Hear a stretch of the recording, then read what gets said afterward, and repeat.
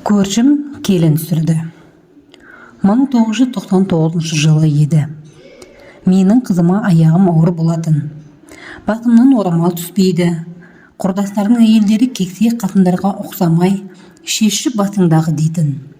Мен болсам, үлкен енемнің мен келін болып түскенде басыма орамал тартып жатып, осы орамал серігің болсын сәниям. Төркінің сағынып жылағанда көзіңнің жасын сүртер туысың, жын шайтаннан қорғар періштең болсын.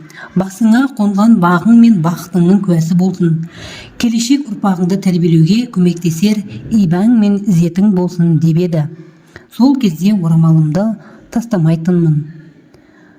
Жақсы, не керек, көршінің келіннің бір қолтығынан демеу құқығы маған бұйырды. Я, бәрі жақсы болды. Той өтті, беташар өтті. Өзі де орамал тарта бермейтін толық денелі көрші апайым елдің көзінше келініне орамал тарт деп айтпаймын. Өзің білесің.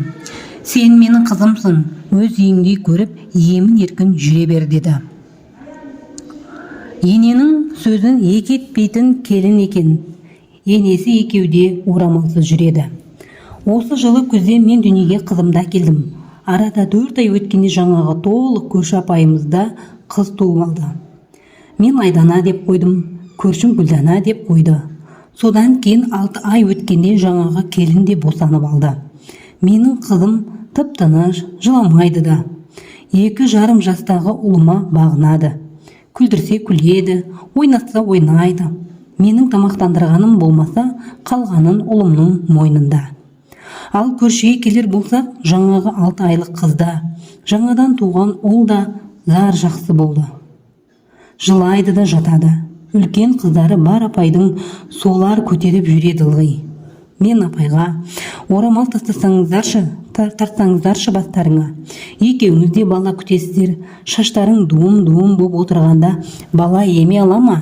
Періштелеріңді қашырып айттым. Ең болмағанда баланы тамақтандырғанда тартып алсаңыздаршы. Құдайға шүкір, 7 бала тауып өсірдім. Қашатын періште сол кезде қашпай ма деді де қойды. Бірнеше бір жасқа жетпестен қызым тай-тай басып жүріп кетті. Көрші апайдың Гүлданасы 3 жастан асса да жүрмеді. Немересі де мазасыз болды. Ылғи ауыра беретін. Келіні тағы да ұл туды. Ол да мазаң. Бір күні мен ауырып ауылдағы Мағрипа деген апаға бардық. Ол апа менің жауырымнан сипап отырып, сен қызда тіл бар. Үйге барған соң тұзды суға шомыл деді. Үйге келген соң моншаға кіріп, тұзды суға шомылып шықтым. Мені көрген көрші апай, не істеп жүрсің деді. Мен апаға бардым. Ол кісі осындай ем айтты дедім. Сол күні апай қызы мен немерелерін алып барып апаға.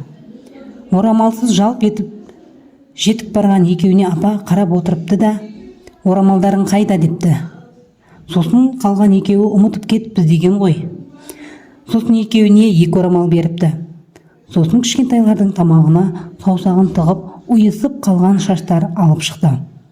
Ойбай, бәсе, неге жылай береді, неге лоқсиды десем депті апай. Балаларыңызда ешқандай ауру жоқ. Баланы тамақтырғанда орамал тағу керек. Біріншіден таза тамақ бересің. Екіншіден жын шайтан түртпей тыныш тамақтандырасың депті апай. Содан бастап екеуі де орамал тастамайтын болды. Мен келініме де, тұрмысқа шыққан қызыма да, қатар құрбыммен жүрген кезден басқа уақытта орамал тастама деп отырамын. Орамалда кие бар, асханада тазалық кепілі. Үлкендердің алдындағы ізеттіліктің кепілі. Бала шағаның алдында ана деген киелі есімнің документі. Орамал тарт, келін шырағым. Құрметті оқырман, сіздерге бүгінгі әңгімеміз ұнаған болса, каналымызға тіркеліп және лайкты басып кетіңіздер.